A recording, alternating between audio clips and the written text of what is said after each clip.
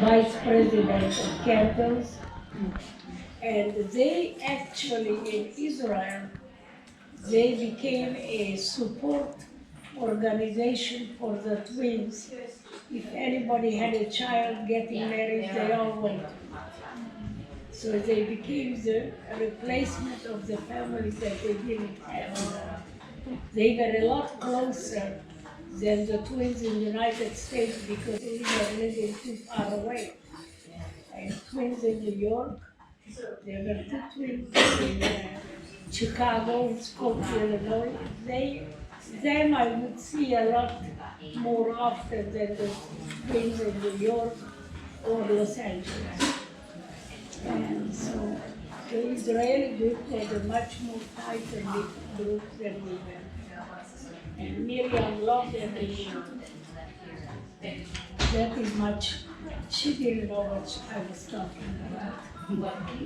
But to have other survivors that they could relate their experiences was very supportive.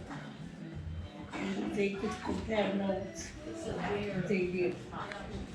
Now, I don't know what the organization is now in Israel because they won't talk to me. And you saw in the film the two twins who were interviewed, they are the Changeri twins. And they won't have much to do with me, even though they say they love me, because I forgave the Nazis and I was sitting with Oscar groaning in his trial, and he gave me a hug and a kiss on the cheek. I didn't, but it was the strangest thing in life. I went up to him to thank him for testifying because the Nazis always said that didn't happen. He was the first one to testify that he did remember, and he was there. And so I wanted to thank him for that.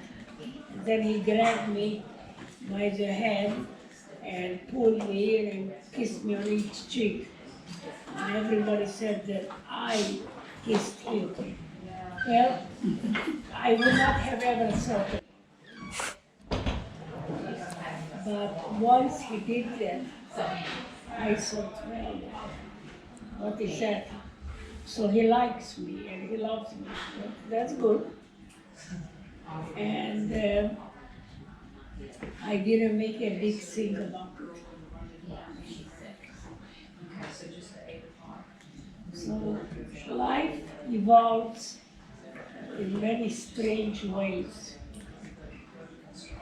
You do one little thing and it brings with it a lot of ripple effects. I just went up to him to thank him. I didn't think it would become the news item of the month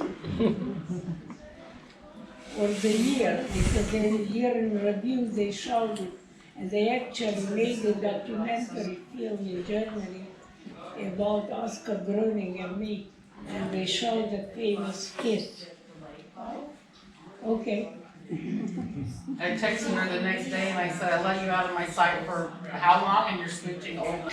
I said, I texted you and I said, I let you out of my sight and you're smooching old Nazis? Yeah. Now it's history. But really what I mean, if I wouldn't have gone up to him to thank him for willing to testify that this was real and this happened,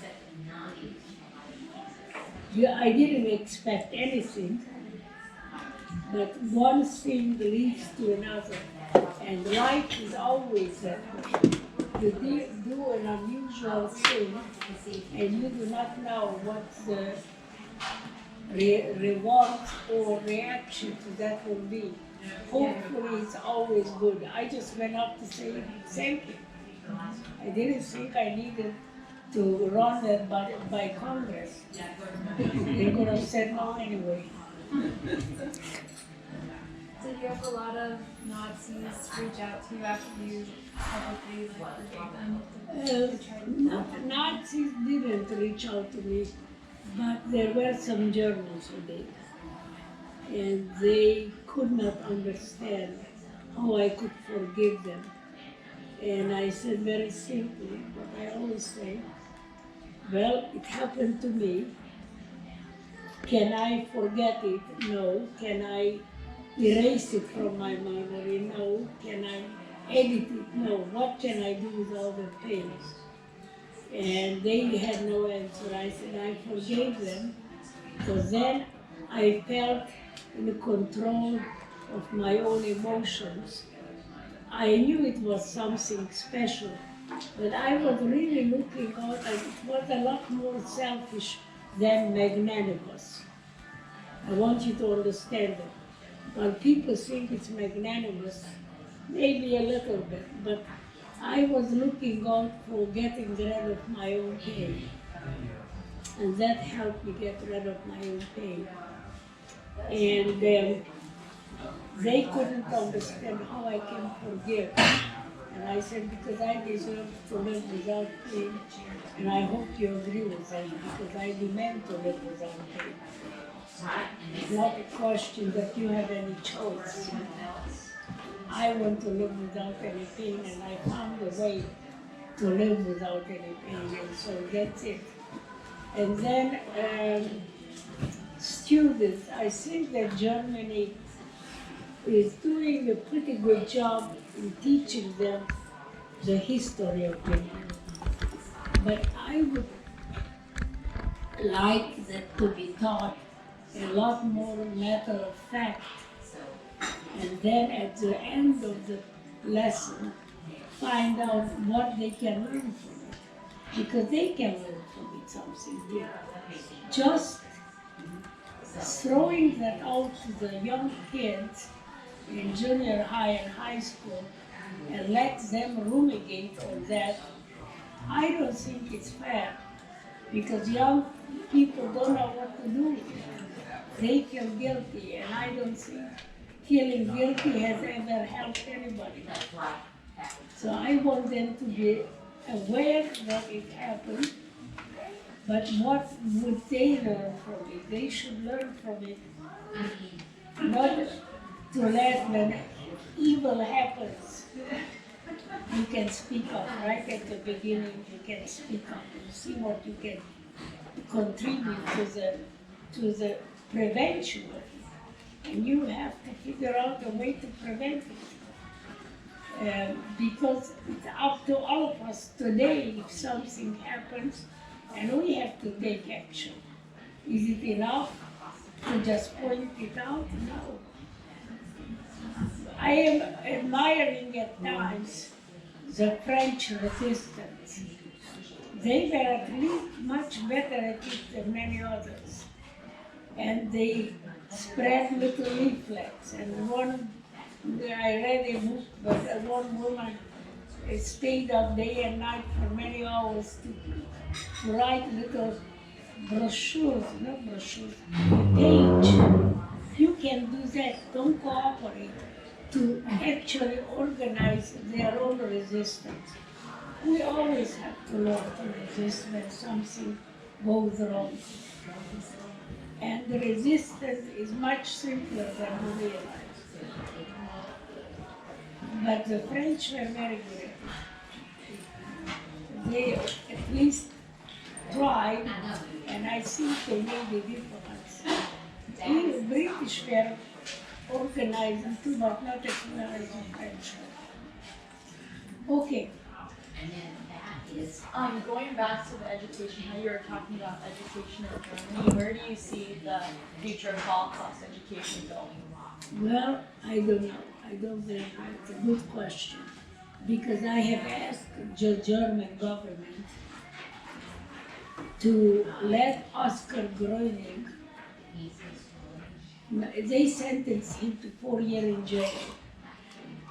And I am sure that the Supreme Court of Germany felt very good that finally, after all these years, they sentenced the Nazi to jail. So there was a letter day for them. But to send him to prison, he was 96. He actually died at his home at 98. He wanted to die in his home, he didn't want to die in jail. And I suggested to them, you sentence him to 4 years, but you suspend the sentence. And instead of that, have him lecture in high schools. Because to me, the value of the Nazi saying, I was there, I was part of it. And he even said, when I met him, that it was wrong what he did. It has a lot more value in German education than sending him to jail.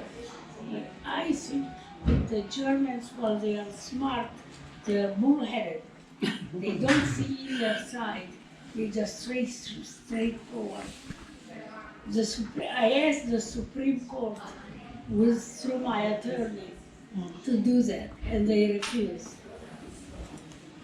So Oscar Gröning was alone in his home. His attorneys gave the key to a neighbor to look in on him a couple of times a day and help him with his needs. But his children wouldn't have anything to do with him, or his grandchildren, because he was a Nazi. Well, he was actually a good Nazi, because he was willing to testify. And that is the only testimony that the world has from a Nazi, that he was there and it happened. I think German education should ask a question from survivors. What would you like? Yeah, I would like the German people to know it. Don't make it sound pretty or smart what the Germans did, the Nazis did. I also know that there is justification from the Nazi regime that Germany was. The Treaty of Versailles was guilty for Hitler rising to power. The Treaty of Versailles was very poorly put together, blamed Germany for all the problems that ensued after that. And Germany was punished severely after World War I. And now the Germans were defeated in World War I, and they had to deal with the punishment that the Treaty of Versailles imposed. They couldn't function under that. So they were willing to listen to any crazy guy who offered them hope, and that was Hitler. That is the reason that I'm glad to see the United States after World War II, instead of punishing Germany, they started the Marshall Plan to lift Germany up and use that idea even in Japan. Instead of pushing them down and having them suffocate under their own weight, the United States lifted them up with the Marshall Plan. And it is, without the Treaty of Versailles, there would have never been an Adolf Hitler, in my opinion. So education in Germany should be directed to learning, but not making them feel guilty unless you can show me how guilt is helping any human being. How about in America? What do you want to see? How about in America? What do you want to see? Yeah. So like, what do you think is the most important thing for educators to teach, I guess? Well, that's a very good question. In the United States, the Holocaust education should be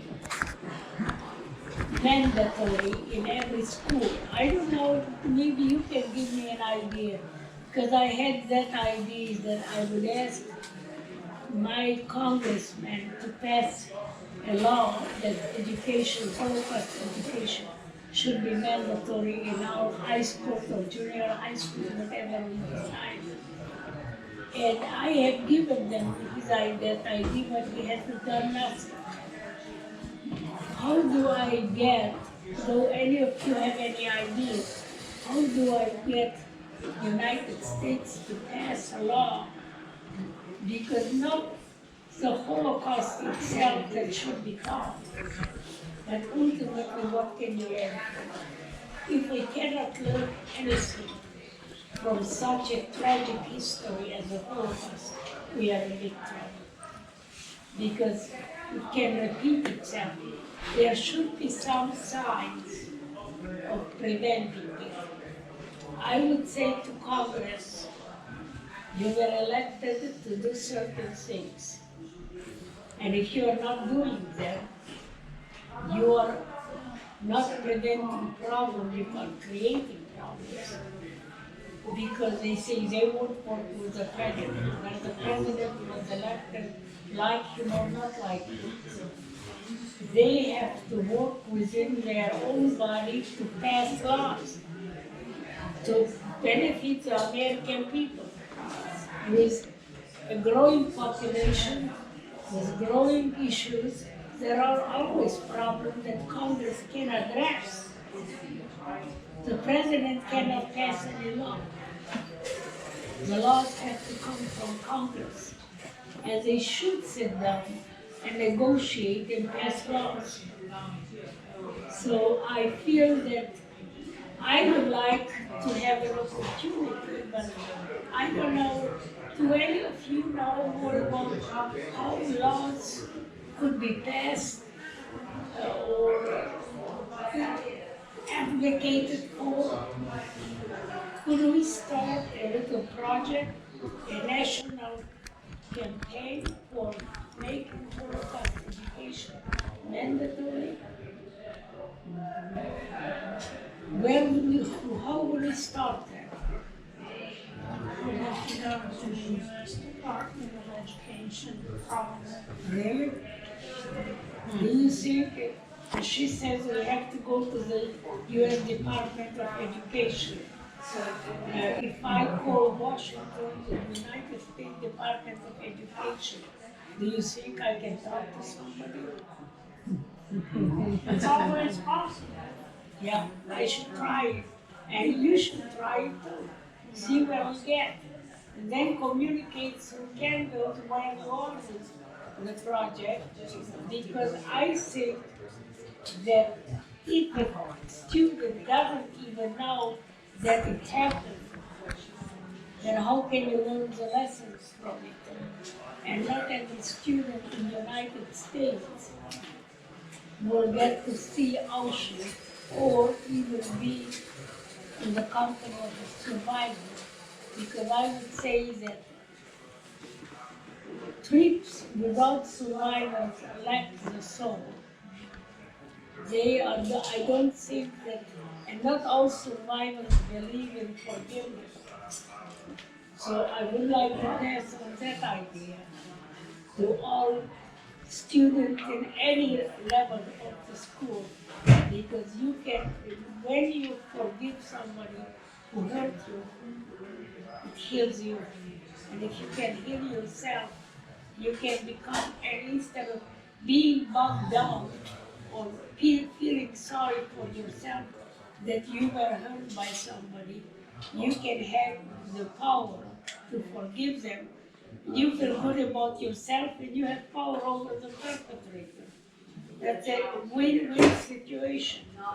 But I would like it to be a national idea and see how we'll help young people trying to understand the world.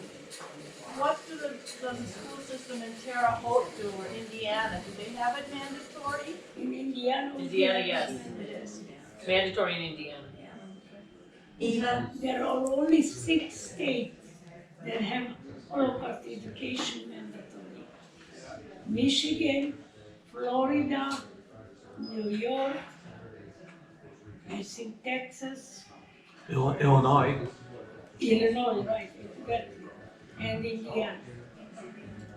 So it would be interesting to see how these school students are coping differently with hardships than the student in other states. Because, but I would just, I think there is so much to learn from that historic chapter that it should be mandatory in our schools. Eva, Yes. one thing all of us could do immediately and tell all our friends and post on Facebook, Well, I we want should write to our Well, I Congress don't people. know. I mean, I want anybody and everybody to help in that effort. Because I definitely will try my own share, but I might not stumble on the right person. But we could start a letter all writing of you know campaign. people different than me and have connections that might get us in the right direction. And I want a mandatory Holocaust education. I would think the best year would be junior high. 8th grade, 9th grade would be a good idea. And see how it's working. It shouldn't be as difficult. We have many subjects in education that maybe we would not approve of it, but they are still taught. Holocaust education has a lot of value. How do we deal with man's inhumanity to man? And I think that is an important lesson of how do we deal with it. So is that a good idea in your opinion? Yes. And you all can try to know your own and see where you get. As Mary said, Marie says we can make a difference. And when you find out what your response to that was, share it with the rest of us. Send it to the museum and we send it out to all of you. Correct, Bess? What?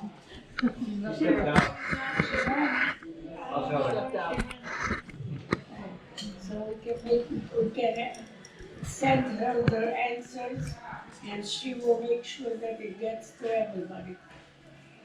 And in the meantime, all of you can do, try it as a little experiment.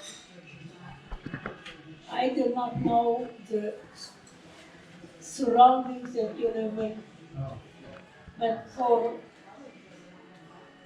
first day after coming back, be kind to everybody. Be polite.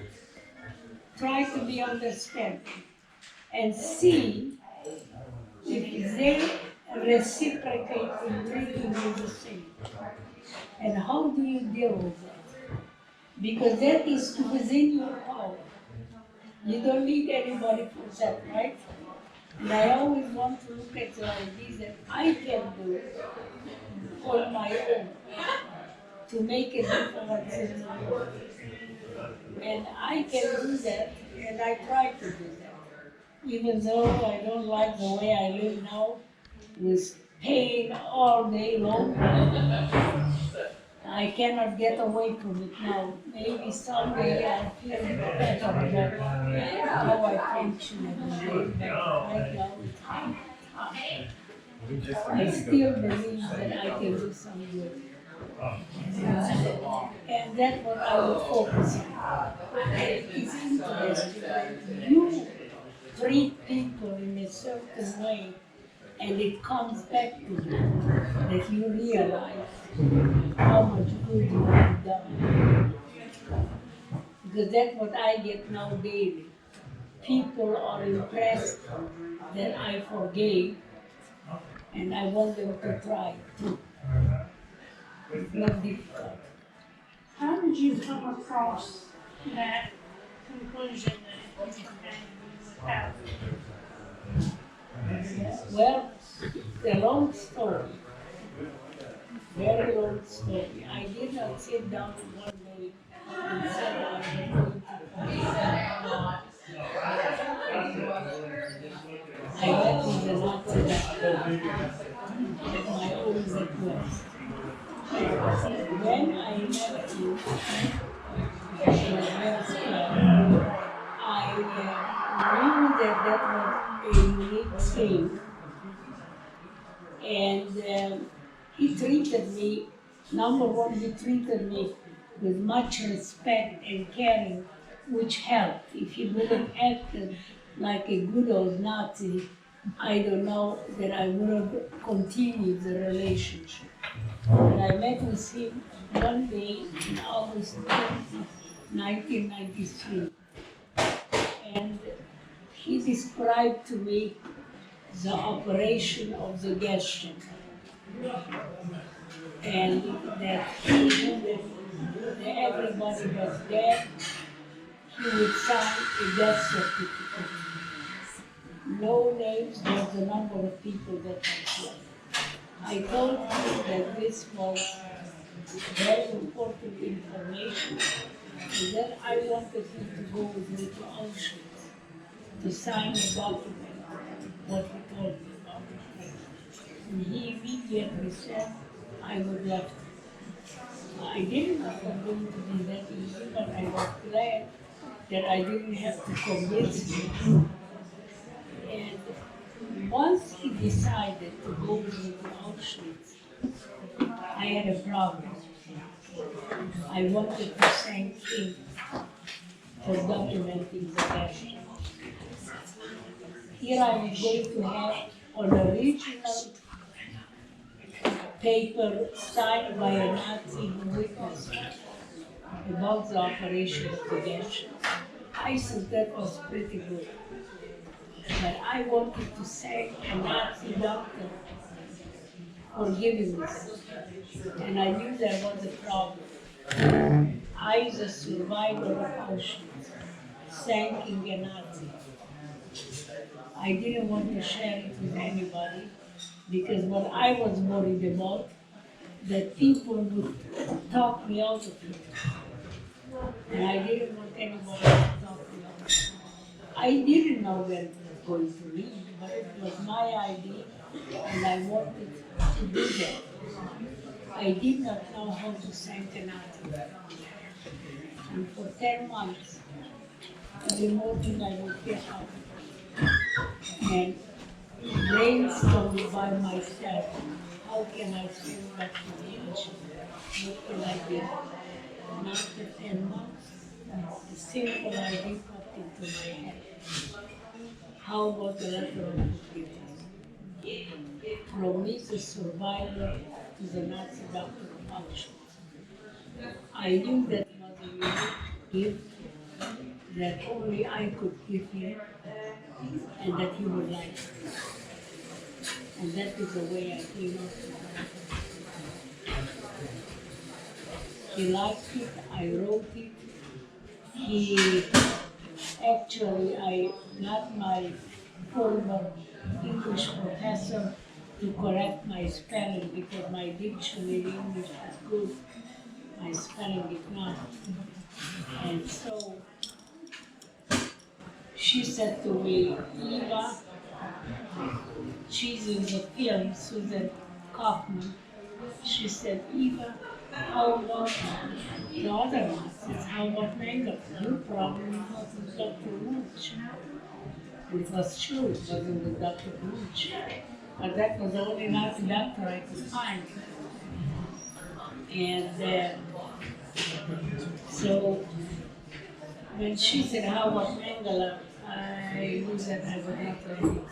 I debated it, and she told me, when you go home tonight, I want you to do me a favor.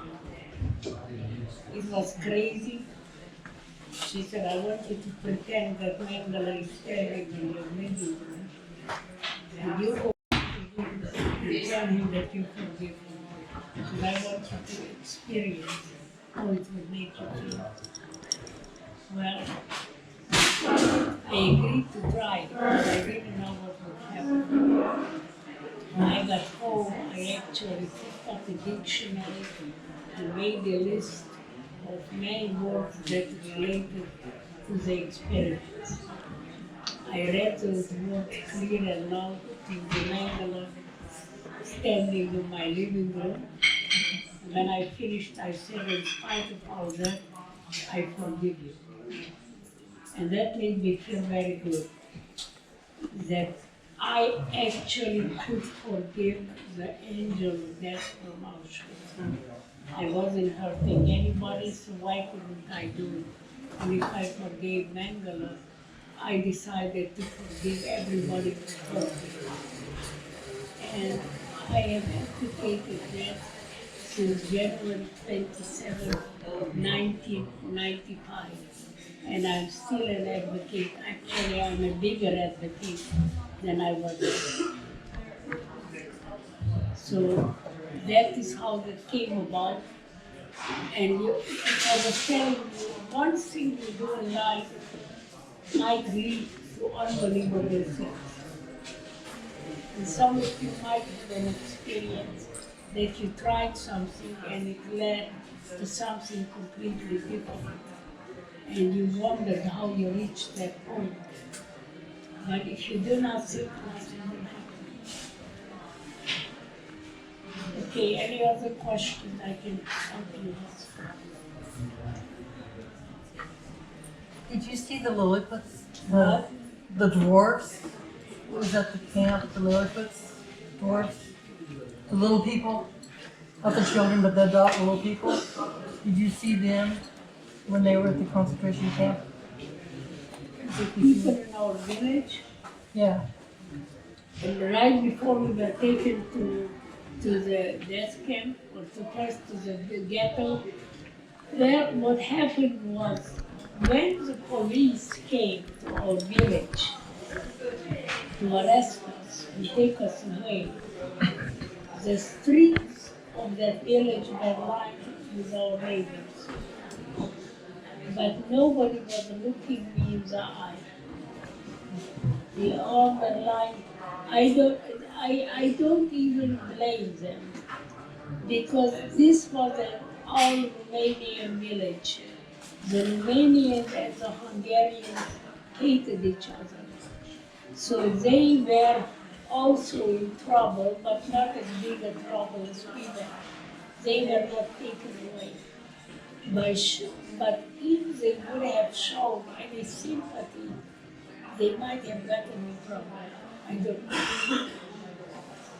And so that is what Lucci says in the film. She said she didn't know what to do. But of course, Lucci became herself a victim, because once the communists took over, the war ended, her father was arrested because he was a clergyman, and the communists didn't like any clergyman, and they never saw the light of day.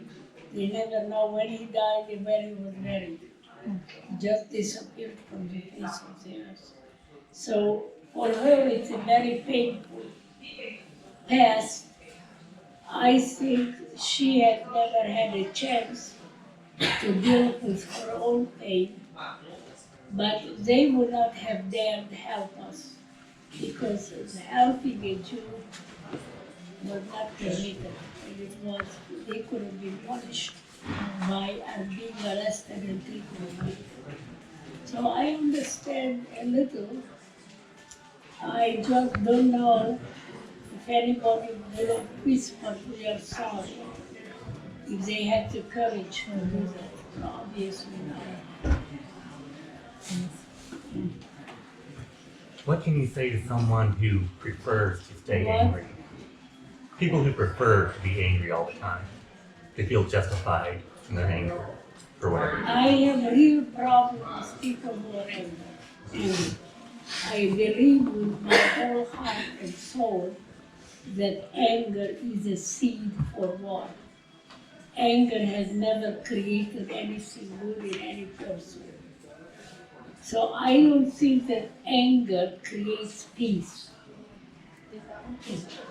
Forgiveness does, but not anger. What I about- would actually like to go into an angry crowd with police protection and ask them, why are you angry? And they might come up with all kind of ideas. Or you can find a lot of reasons to be angry. But if you live in your own community, how many reasons do you have to be angry? And you live in your own community. You can create good in your own community, regardless of what's going on in Washington, D.C. And that is what I'm asking everybody. You can create, I surrounded myself with a community of people who care. People come to the museum, they like what they see, they like what I say, and they like me. And they are also acting very peaceful, in their peaceful manner. There were only very few who became very angry with me for forgiving. And I am now trying to challenge them. Why are they angry? Because that is a very, very important and good question. Why do people get so angry that they lose control of their behavior or want to kill? That is tremendous anger. Are they raised to be angry at anything they don't get? I don't know. And if they are, then maybe we can talk to mothers not to raise their children with that idea. But it definitely starts. It's a very good question. I would ask you here, do you get angry very easily? And what makes you angry? And how have you resolved it? Because if you know what makes you angry and how you resolve it, you already have a solution. And we really, everything I believe starts with one person. And I get, as we have it in our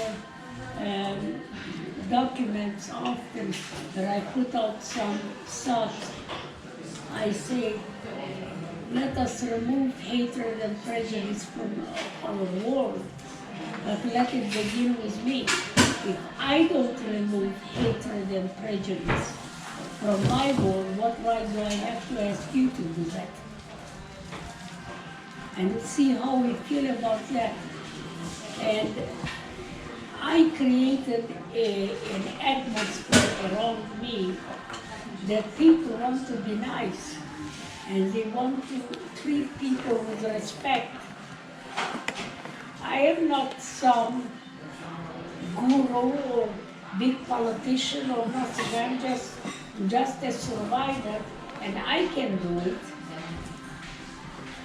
Can you imagine what every single one of you can do? I don't know what you can start, but it would be interesting if this group would want to start a movement and even give it a name that would help people deal with their anger, learn to forgive, and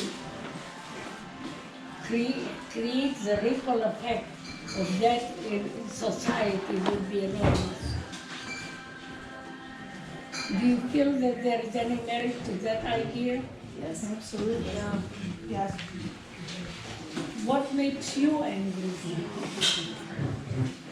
Do you ever get angry? What makes you angry? More blessings. When people don't listen to me, What they like you? well, most of the time it's my family and my friends. What do they do? They overlooks me and treats me like I'm somehow different from they are, I'm smart as them. That you are not as smart as them, that you are not equal to them. And in your case, there is a big problem. You do have a handicap, right? What, can you walk like everybody else? Almost, right? Almost. We do have some difficulties sometimes. And what can you do to tell them that you are as good as they are? You have to prove yourself. Because I am not as good as anybody else. I know that. Well, I don't have to prove myself to them, but I feel like if I can do the things that I need to do on my own, that's a great accomplishment. And do they ever tell you that you did a good job? Well, that's important too, because you want to hear it from other people. That you do it. You, of course, you are challenged, and as I look at all of you, everybody has a challenge. Mine is the worst. I cannot even hide it myself. But I hope that if I continue to walk, that by January of next year, when I am coming back for the 75th anniversary, that it won't be so painful to walk around. Yeah, I get mad at myself that I cannot do many of the things I used to do. They are simple things, like getting up from a toilet or getting up from a seat or a little bit lower than this one. It is very simple things that cause me great pain and great problems. But I keep trying. And I hope that I will get better. And that is all I can do. The doctors cannot give me anything. So, but that is the way we are. We all try. And we all have little prejudices against one another. Those need to be removed. Because none of us are perfect. None of us are as good as we would like to be, but we all can strive. Any more thoughts? So I would really like to see how you would help us pass a national law that Holocaust education is mandatory. And let's say that I challenge any of you. Why do you think Holocaust education is important? Because if you don't understand your past, you can't fully appreciate and embrace your future. Very good, right. And that was a very rough past, and wasn't that long ago that people were just picked up at their homes and taken in cattle cars like animals and dumped on the selection platform in Auschwitz to be killed. Didn't do a single thing wrong. Actually, the most innocent victims were the children. 1.5 million Jewish children were murdered. And that to me is, I cannot understand why children. And I would like a debate with God when I go up to heaven. Why did you let these children die? Couldn't you, with your great power, come up with something that would have saved those people? They were innocent. They didn't do anything. So this is my problem with God. I want a debate. Wouldn't you want to listen to it? It was an interesting story here about 3 years ago. We got to Birkenau, instead of the terrible heat, it was drenching rain. And I looked up to the sky and I said, God, couldn't you help me a little bit? I brought all these good people who want to learn. Couldn't you stop the rain for an hour or so we could tour Birkenau? We got out of the buses and everybody put a poncho and suddenly the rain stopped. I didn't believe it either. Suddenly all my guests are coming up to me. They said, that was quite a thing you did. Because see, I forgot I had my microphone. And everybody was hearing what I was saying. So, She forgets she has her microphone on when she goes in the bathroom too, just fair warning. I have a feeling God's gonna listen to you. what? I have a feeling God will listen to you. Well, I am trying to talk to him for quite some days now, and I don't think I've seen any results. That heat is still here. Look at all these people that admire you. I think that's a great answer to prayer. Well, can they help me with the heat? No, see, that's the reason I need him to listen to me. But maybe we survived somehow. But that was really lots of fun because I didn't realize that all these people were listening to me while I talked to God. And he listened. That's weird. Is your forgiveness, is that a daily choice? Like No, I don't. I don't really think that doesn't mean I never get angry, and it doesn't even mean that I am always justified. But I am aware. I am aware of what I do and how I act and how I interact with people. I am much more aware than I ever was before. So I do make mistakes, and I do get angry with my daughter and my husband and all that because there are small things. But I realize that I only can do so much, and I'm only in control of my actions. I am not in control of anybody else's actions. And that my actions do bear fruit. That's nice to know. When you treat people with respect and kindness, that's always an interesting thing to see how they will ultimately react to that. There will be people who do not deserve your forgiveness and caring, but there are many people who do. And just realize that not everybody is the same. You're doing it, number one, for yourself, because it helps you deal with your pain. And that's important. Makes you a better person.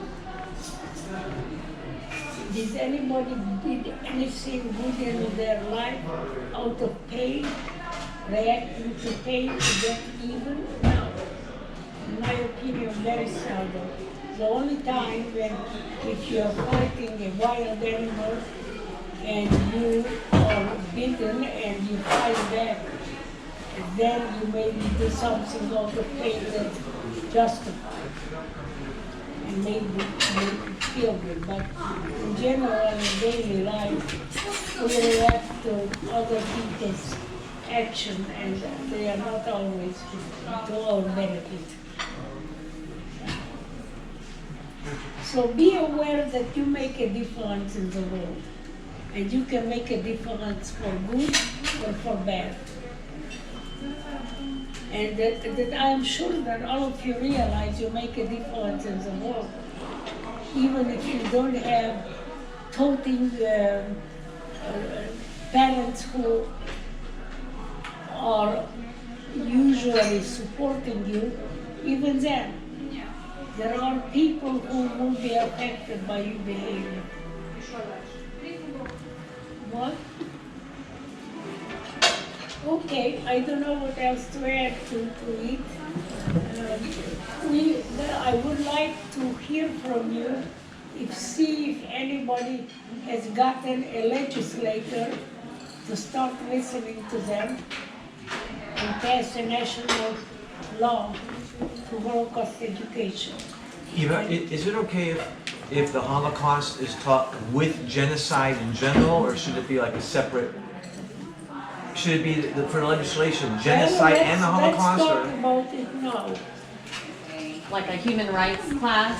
Or Human rights? is that bad for survivors? I mean, is the Holocaust unique enough, or should we try to embrace other genocides to get it introduced into schools more friendlier? I don't know. I believe that the Holocaust is quite unique. Because even in Rwanda, how long did it last, the killing? 3 months? 100 days. 100 days. But they're still suffering today. They don't know how to deal with it. Well, that is a problem, that nobody is studying how to deal with tragedy. Nobody ever knows. They have passed a law in Rwanda that the Tutsi have to forgive the Hutu, but I don't think it's working. I didn't think it was working when it was passed as a law, because there is no understanding behind it. How does it help the victims? And it has to come from the victims. And the perpetrators then have to react to it. Maybe we could learn a little bit more on the humanity. You teacher of the genocide, Mr. Yeah, Rob, what do you think, Rob? I think it should be included. What is your opinion? I think it should be included as well. What? The Rwanda and the other genocides, I think it should be included with the focus primarily on the Holocaust. But it depends on how much time you have and what your curriculum says you must do and your state's standards must do, so it's a lot of red tape to go through. I like Rap's class where it's 60% Holocaust, right? 60% Holocaust and then 40% all other genocides. It's a way to get people interested in the Holocaust. Talk about other, I don't know, that's how you do it, right? You do that, right? Do you agree here, how many of you agree here that we should go with a genocide, mandatory genocide class education in junior high or high school? What? I would say Holocaust education and include genocide. Yeah. Because we learn from the Holocaust, but then we see that we haven't learned from it in the other genocides. So I agree, mandatory education, junior high and high school, but I think the focus needs to be the Holocaust. Should it be junior high or high school? Both. I think both. I agree. The word should be the Holocaust and other genocides, but it should be focused on the Holocaust. Okay, that's a good way to put it. I will contact my congressman in India. I haven't talked to him. I think that was water down the hall. I have asked him to lecture to Congress. He didn't. Well, Eva, my grandson just got finished with the Holocaust, maybe a little excerpt out of his freshman year. And he come to me and he said, it's a shame that people are killed because of their religion. And so from what I'm hearing, because I didn't look at his book, that he was taught that the reason of the Holocaust was because of the Jewish religion. It's not just really. Yeah, okay.